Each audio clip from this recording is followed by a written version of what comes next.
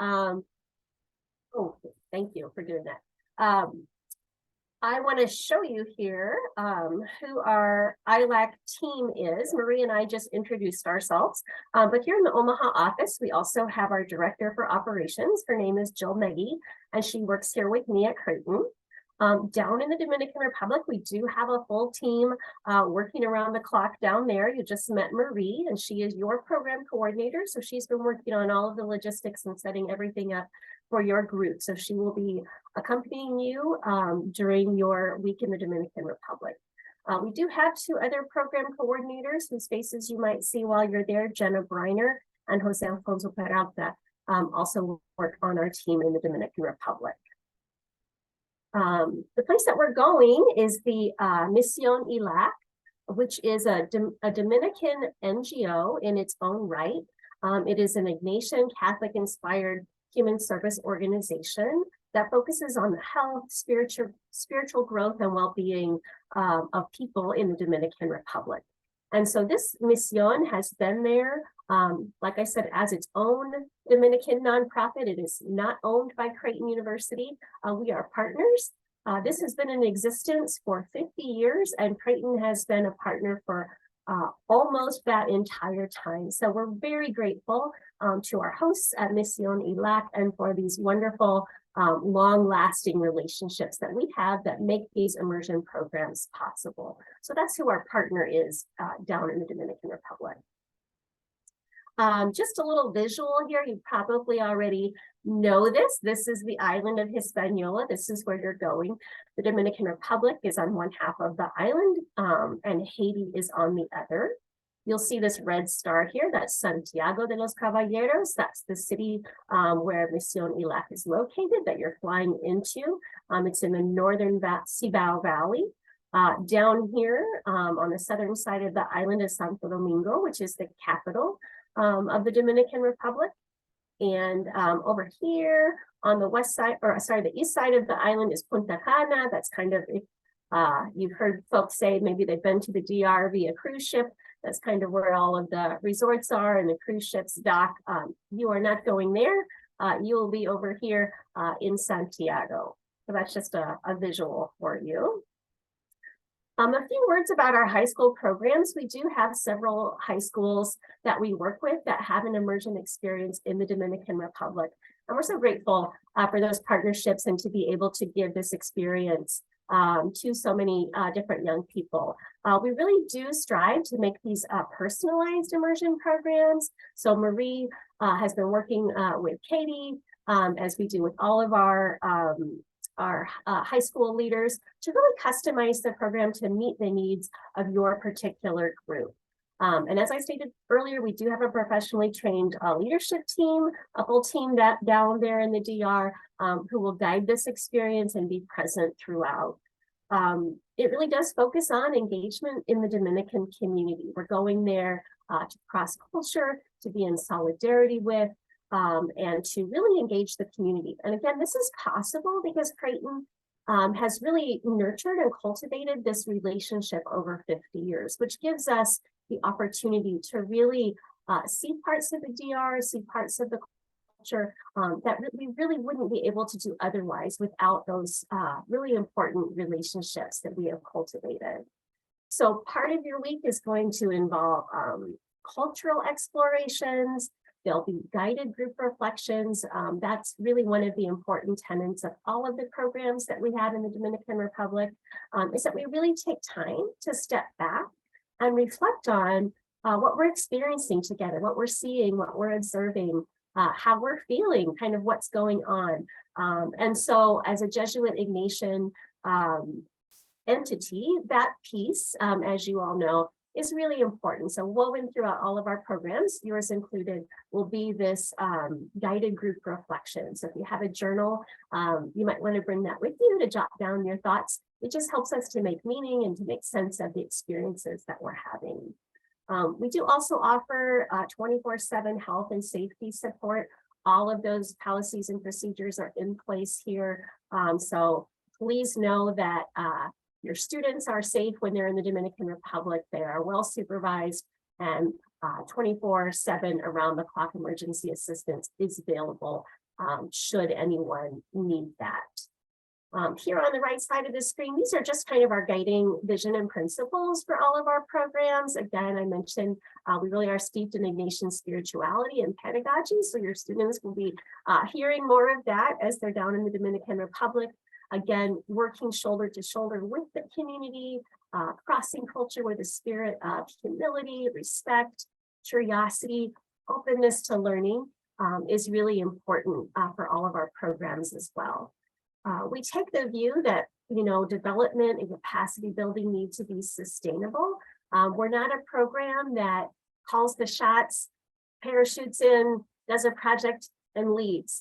We have these, like I said, long-lasting relationships over time. So the ILAC Center and Creighton University work together in terms of the Cooperadora de la Salud program, which it trains Dominican health leaders in their own communities. And so those are the leaders that tell us what is needed in their communities and how we can be helpful to them under their leadership. And so when we do projects in the Dominican Republic, those are all born of the community leaders under the direction of community leaders. And we are simply there to join in, to work shoulder to shoulder, and to lend a hand. So that piece of being sustainable, supporting local efforts is very important as well. And finally, our commitment to diversity, justice, and social change are themes that are woven throughout our programs as well. This is kind of the nitty-gritty part of kind of all those paperwork items. Thank you all for filling out those long paperwork packets. Every piece of those really does have a purpose and is important to us. So if you're one of those folks that's still working on getting that in, please do that and get that into Katie as soon as possible. Like I said, we do read over everything. We compile some information that we do have to have for our office to clear everybody for travel. So all of those pieces, the code of conduct, it's all of those items on there are very important to us. We're sure you have a code of conduct there at Xavier as well. We know there won't be any issues or problems. Thank you for upholding that and for helping us to be good stewards of that relationship that we have been in with our partners in the DR for so long. The other piece that I just wanted to highlight on this page is your health information form. If you don't have that in yet either, please get that into us. We do want to know if anybody has allergies or any special accommodations. It just helps us to prepare ahead of time so we can ensure in the best way that we can the health and safety of your group. So thank you for doing all of those pieces. If you do have questions on any of that, you are most welcome to reach out to me. Just want to mention COVID-19 is still a thing. Thankfully, we seem to kind of be on the other side of lots of it, but we still do recommend that travelers be fully vaccinated. It is no longer a requirement. It is a request of our partners at CECI down in the Dominican Republic. They work with a lot of vulnerable people around health needs, and so that continues to be a request that they have. Regarding mask mandates, there are none at this time countrywide in the Dominican Republic.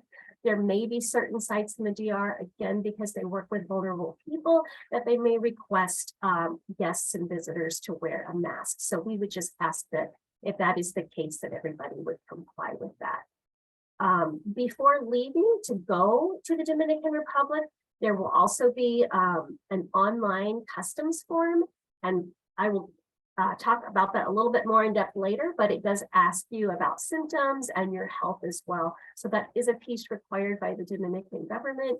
So you will see that on this customs form that you will fill out online before traveling. Also, our partners down in the Dominican Republic are still requesting that travelers coming via our office submit a negative COVID test result to our office here in Omaha 72 hours or less before traveling to the DR. That can be an at-home rapid test that you can pick up in any drugstore.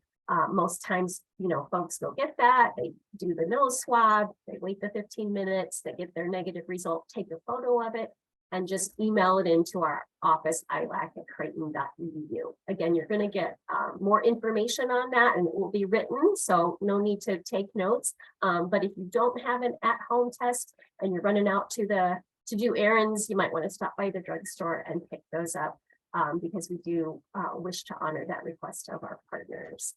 Kayla, just to let you know, in the chat, Katie said that they will provide the test. Perfect. Thank you. Thanks, Maria. I can't see the chat. So thanks for keeping me posted on anything there. And just so everybody knows, there are no requirements to have a negative COVID test to return to the US. So that will not be needed in country. You all have been enrolled in the Creighton-sponsored Emergency Medical International Insurance Plan. I'm hoping everybody got an email yesterday. Welcome to CISI email. That does have all of the policy information in it. I did check, everybody is enrolled, everybody is covered during your dates of travel and your time in the Dominican Republic. It does cover emergency medical costs as well as COVID-19 testing and treatment should that be necessary. Like most international insurance coverage products, it is a pay first, reimburse later system.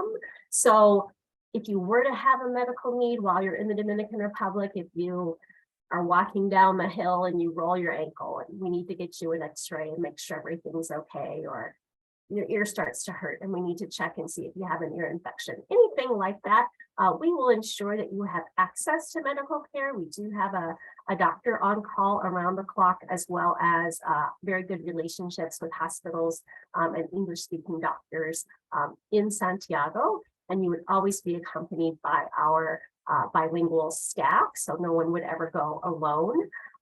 So you would get your medical services. It is a pay up front, so you do want to have maybe like a credit card or a debit card so that you could pay for your medical care at time of service.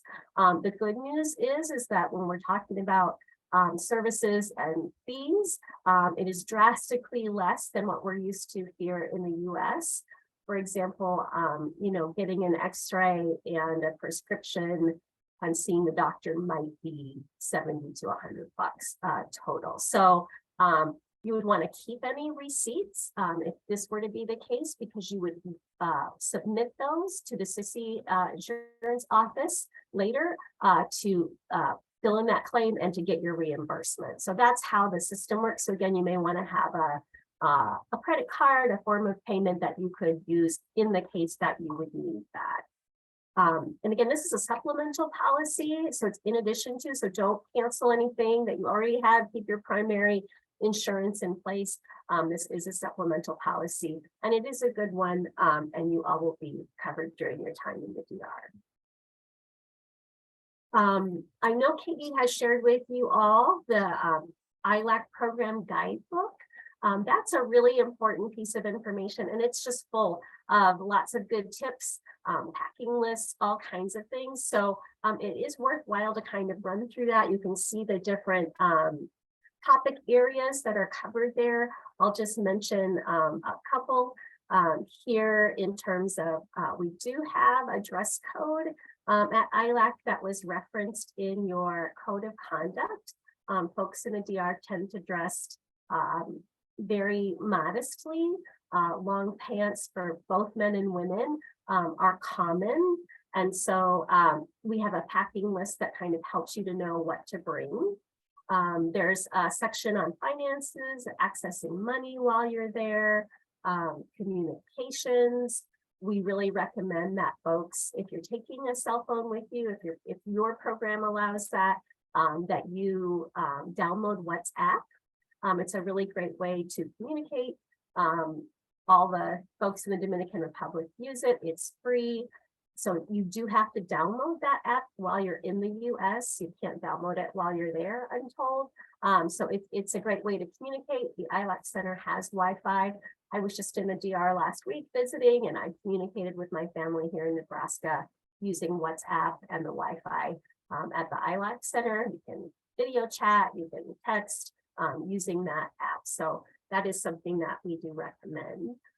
There's lots of tips in that guidebook about staying healthy while you're abroad. Most of these are just common sense things. You do want to have your water bottle, you do want to have your sunscreen, you do want to have bug repellent. Again, these are all things in the packing list, but kind of all of these common sense measures to stay healthy while you're abroad, and to follow kind of the instructions that you're given by your group leader in terms of food and water, and staying healthy. We always have pure filtered water available to you at the ILAC Center, as well as we bring it on our Campo immersion, so that you are drinking safe, healthy, clean water, and that you stay very hydrated. So again, that guidebook is a really nice resource for you as you're preparing.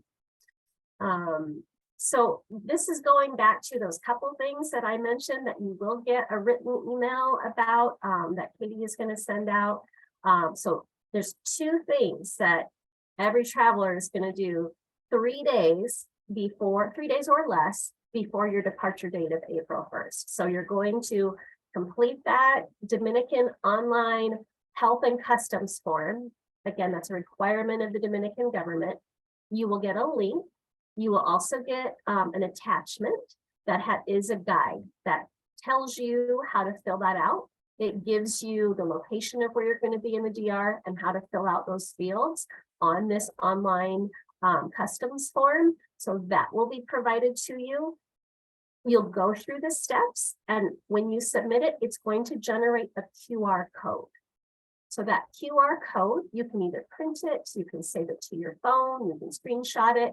You will need that QR code to get on your very first flight.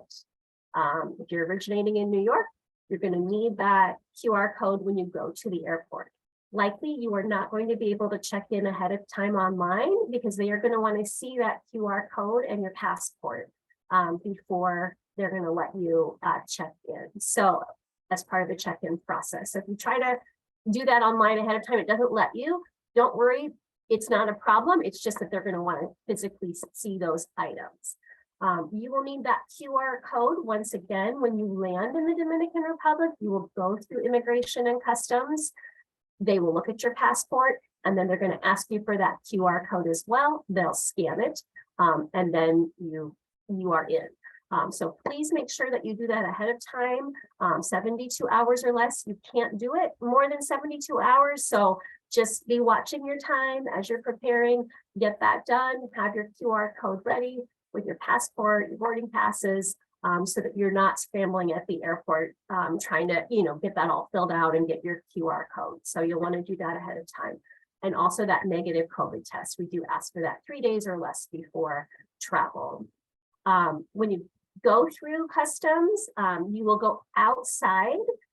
There are some big glass sliding doors, and that's where everybody waits to pick up their travelers. So our ILAC staff will be there ready to pick you up. So go out those doors and they will be there waiting for you to help load you up and take you to the ILAC Center. Just a note, I know when I traveled last week, I had numerous delays. My flight kept changing. We weren't sure if we were going to get there. That is kind of the way things can go. So if you have flight issues, do not panic, do not worry. Work with, you're getting your group rebooked, and just let us know, let Marie know if you have any flight changes. No matter what time you end up getting there, we will pick you up. We will be there. So don't worry about that, but do keep Marie informed if there is some change in your pickup time due to a flight change for some reason. We are issuing to everyone the carry-on bag challenge. Sorry, I need to interrupt because unfortunately JetBlue has they don't really allow us to carry on bags. So we can only bring one small personal item and then checked bag. So I understand the carry-on challenge and simplicity, and we've talked about only taking really what we need, but because of their policy and what's included with our ticket, we can't rely on carry-on, unfortunately. The way it goes. Thank you for that information. We'll skip ahead then. And just a note for final travel tips, there is no need to exchange money ahead of time.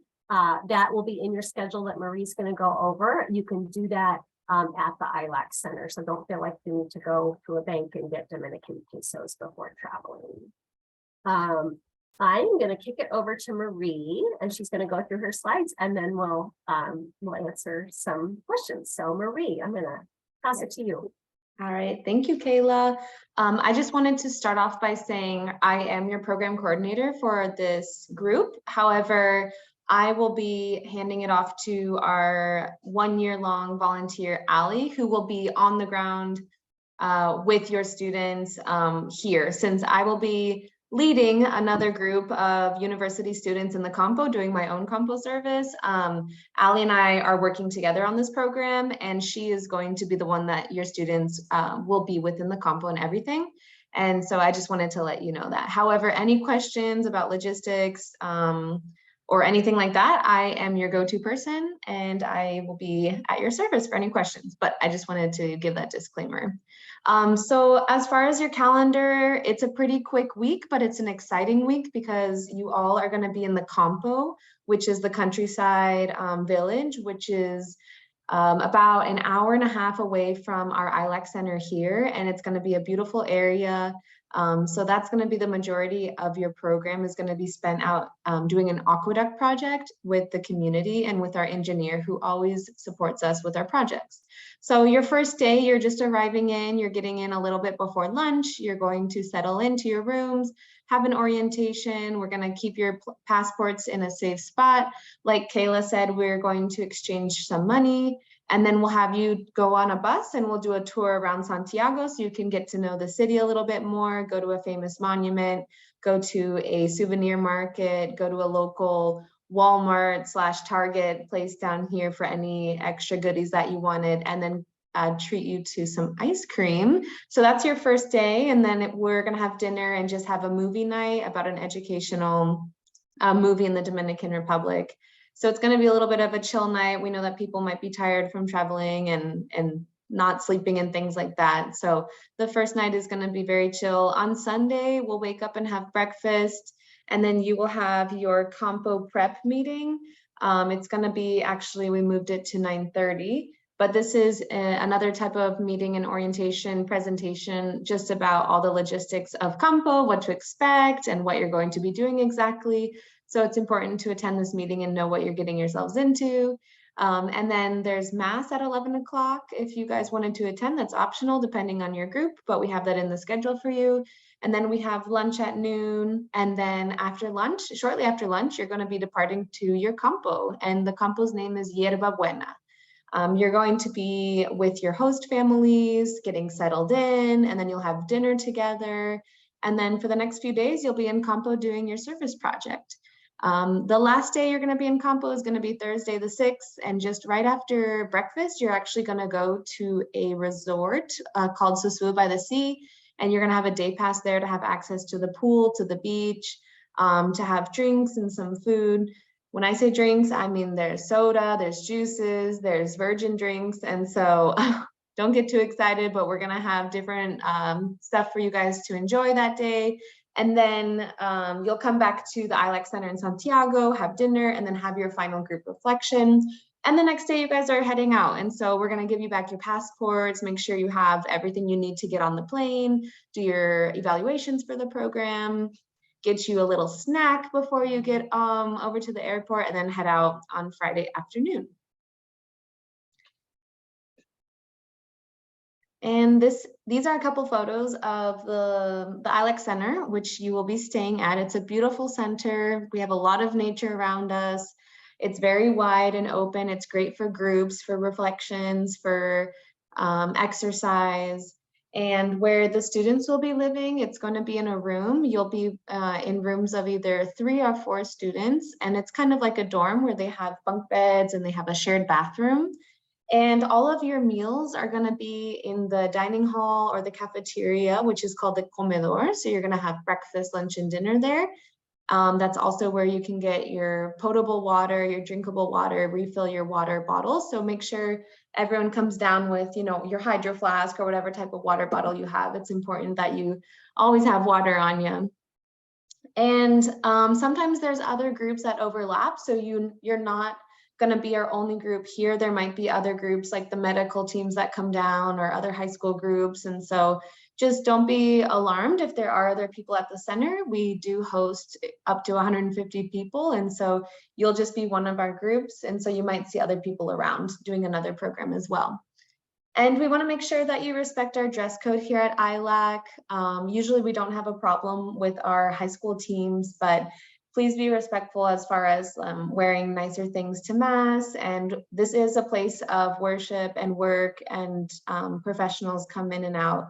And so we want to make sure we're not wearing any like tank tops or short shorts or pajamas around, and just be respectful about what clothing you bring down. And I think we did share a packing list with you all, so just review it, and then if you had any extra questions, let us know. But t-shirts, comfortable pants, and some shorts would be good.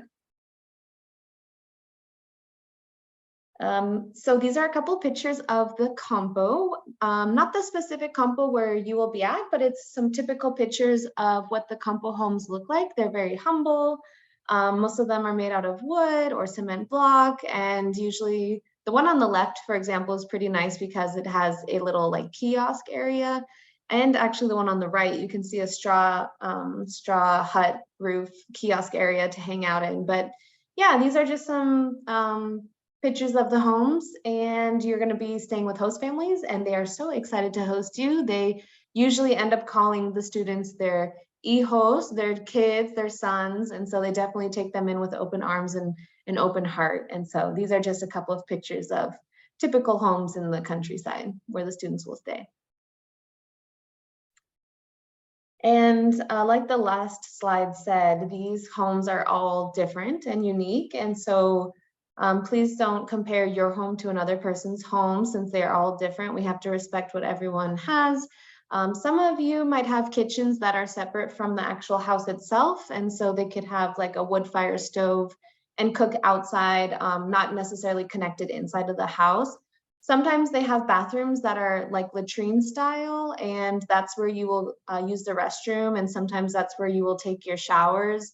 A lot of the times in the compo, it's bucket showers, and it's pretty simple. You just have a bucket of water and a cup or something, and you just pour water over you, and it's pretty self-explanatory. And so if you get the opportunity to have a bucket shower, it's pretty nice, actually, nice and refreshing. So each house is different. Don't judge the homes, and just be open to the experience. It's really beautiful. And the host families are obviously the experts about how to use the bathrooms or the kitchens or your sleeping rooms. And so just make sure you ask them if you have any questions, or ask the coordinators that are with you. And then these are a couple of pictures of different projects. Sometimes you do paintings, sometimes you're going to be doing aqueducts, different stuff. So for you guys, actually, you will be contributing to our main project, which is the aqueduct project. You're going to be working with shovels, mixing cement maybe, and definitely making trenches, getting dirty. So even though you should bring nice clothing for the ILAC Center here and being out and about in Santiago, make sure you do bring some clothes that you don't mind getting wet and dirty and sweaty and things like that, because the work you're going to be doing will definitely not keep you clean. So you can see here just some different items for the compo: long pants, work pants, closed-toed shoes for sure, a hat since the sun is super strong here, sunglasses, sunscreen and bug repellent, a flashlight or headlamp, a small medical kit. So kind of pack your own little first aid kit if you can. It's really nice to have, aspirin, ibuprofen, things like that on you, or cortisone cream for any bug bites, things like that. And then work gloves are great, especially if you're working with the shovels or the different stuff, just carrying things. It's nice to have work gloves. T-shirts are perfect for the compo, and then like a long sleeve or sweatshirt for the nighttime, because it tends to get a little bit cooler. And a light rain jacket if you have one, because you never know when it's going to rain down here.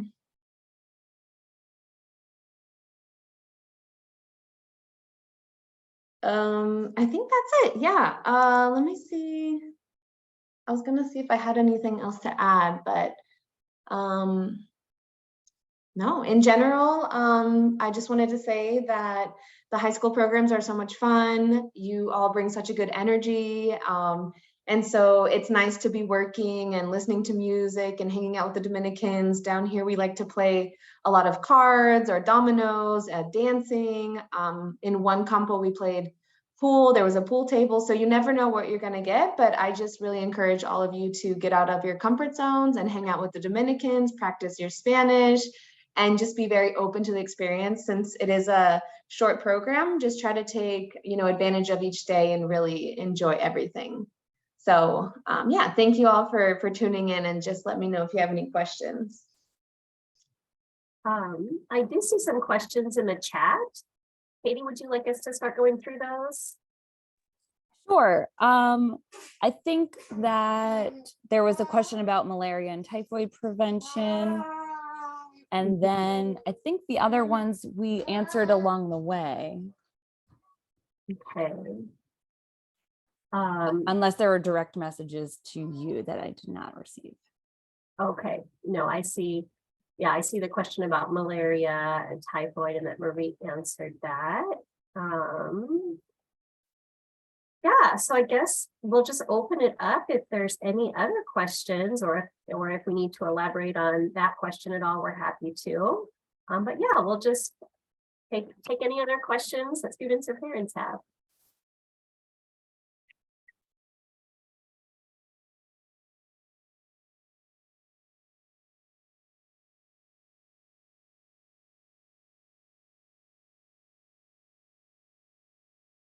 Okay, there's a question that says, how will you provide updates to parents during the trip? Katie, is that something you want to address? Sure. I think that we'll have Wi-Fi when we're at ILAC, so I can send emails. I think the part that is a little bit harder to share updates with is when we're in the rural communities, but you both can correct me if I'm wrong on that piece. I will have international cell service, and I will use it to update families. And certainly the beginning and the end seem to be the times that have the most reliable opportunities for communication. But if either one of you want to add. Yeah, I think every compo is different, so we can't guarantee that there will be connection there. So I think it will be good for all the parents to know that sometimes no news is good news, right? And so I think that while the students are in the compo, they're going to be fully immersed, and if there's no internet connection or something, we still have a way to communicate with our team members through local calls. And so if anything were to come up or we needed to contact anyone, we would still have the resources to do so. But I think while the students are in the compo, it's kind of nice if you don't hear from them until they get back, and then they'll be at the resort and they'll be back at ILAC and they can catch up with you then. But usually no news is good news.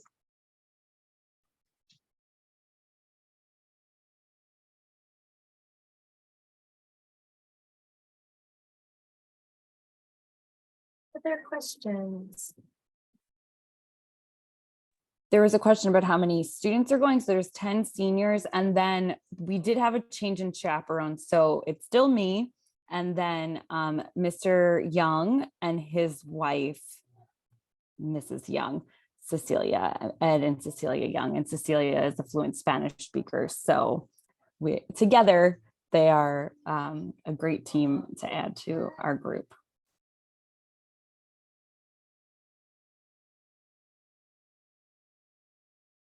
Leo's mom.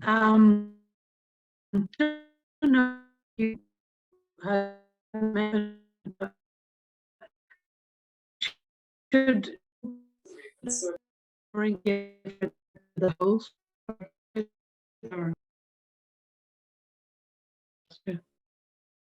I'm not sure if I'm breaking up or if the person who is speaking was, but I didn't get that question. I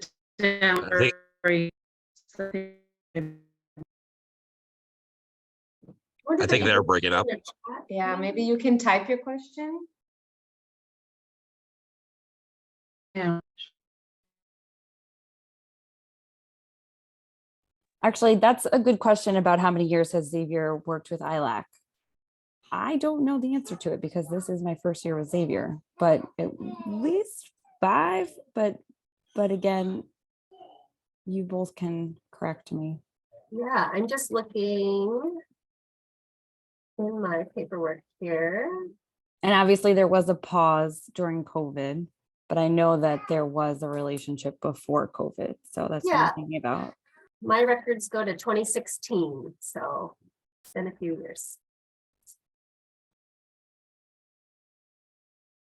Oh, there's a question too about if the boy should bring a gift to the host family. Marie, I'll let you take that one if you don't mind.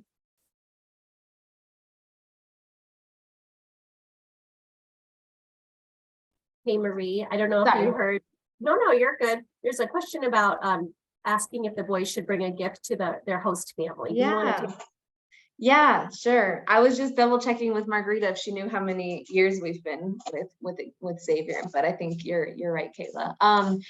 The boys could bring stuff to the host family. Okay, the best gifts I would say are things that are smaller but of quality, like they mean something to the boys. And so something that's a really good gift is like a photo of their family, so they can show the host family, this is my mom, this is my dad, this is whoever, and kind of share a little bit about their family. That way they can practice their Spanish, show them their family photo. And it's funny because those host families might have that family photo up on their stand for years to come. That actually happened to us recently with a student. And so I think photos are great.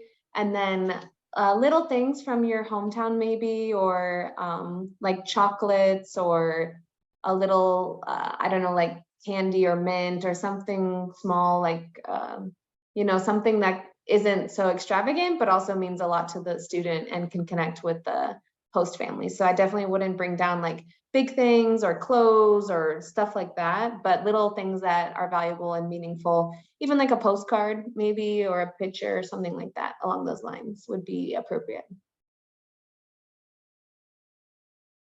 I also see that there's a question about will pictures get posted on Instagram in a reference to last year's trip. We do usually, as long as we have permission already from families, and the person who runs Xavier's social media is the one who would know that. So I share things with him, and then he will post things. And we do also have one just for campus ministry and CFX that has many fewer followers. But if you wanted to follow that, I'll share that Instagram handle in one of the emails before, so you could look for that. If I do have internet access, I can post pictures there as well. Yeah, and just a note on that, we do usually, share with groups, and I'm sure this is information you would already know, but maybe bears, repeating in terms of, taking photos, just ensuring that you're very thoughtful about the photos that you're taking, and if you have permission and consent, if you're taking pictures of your host family or other people in the Dominican Republic or children in the Dominican Republic, if they're being posted to a site, and these are folks that didn't know that their image was going to be put on social media. We certainly don't want to, put people in a situation where they haven't given consent for that. And I know that that can be a little tricky too, with language barriers, or really ensuring that the person, knowingly is saying, yes, it's okay with me that my image appears on social media. So, we have asked folks just to kind of think about the pictures that they would share on social media, how they do that, kind of the perspective that they're sharing and why they're sharing it, and just to be very thoughtful about that.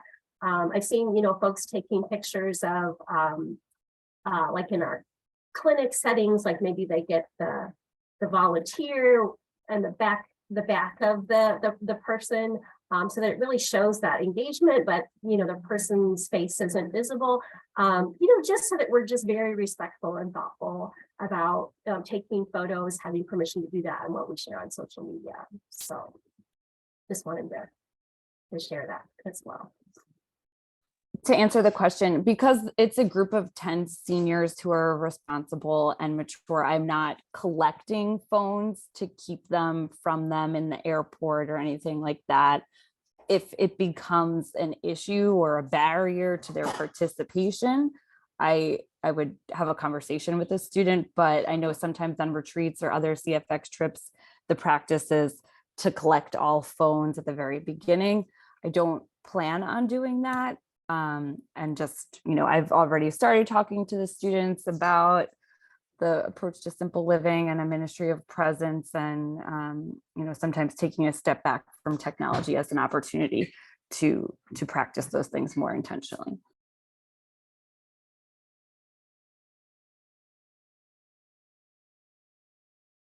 Looks like there's a question. Oh, sorry, that got answered. I'm just scanning to see if there's anything that hasn't gotten answered yet.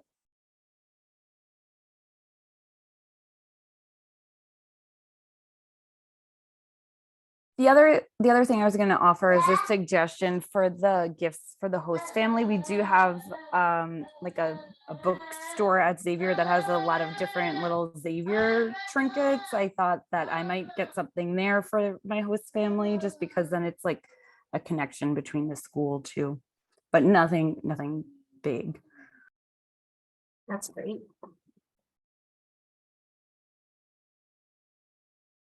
Other questions?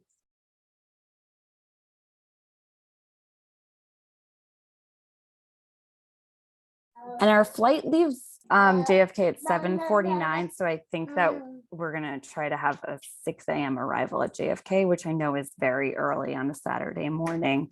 But I think especially when we're traveling with a group, we need to make sure that we're there more than the generally recommended time for an individual passenger.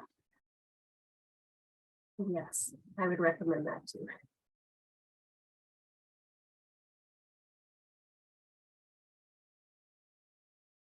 Marie, do you see the question, what resort for the last day? Do you want to talk about the resort a little bit? So this resort is called Sosua by the Sea. You can Google it. I'll type it in here. It's nothing fancy. It's our little home away from home. We take all of our groups here because we have a good connection with the owner, and it's a safe spot. It has a pool and a beach. Has buffet style food, and yes, that is the name of it. And I am going to give one more piece of paperwork, which is the Xavier permission slip, now that I have at least almost all of the ILAC paperwork. So that I will need on Thursday when we have our group meeting at CP next Thursday for the students.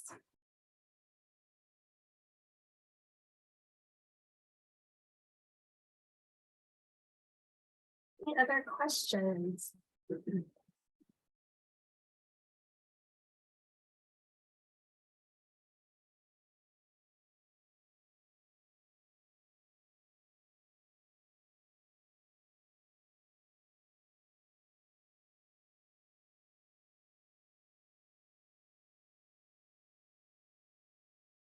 I don't see any more in the chat.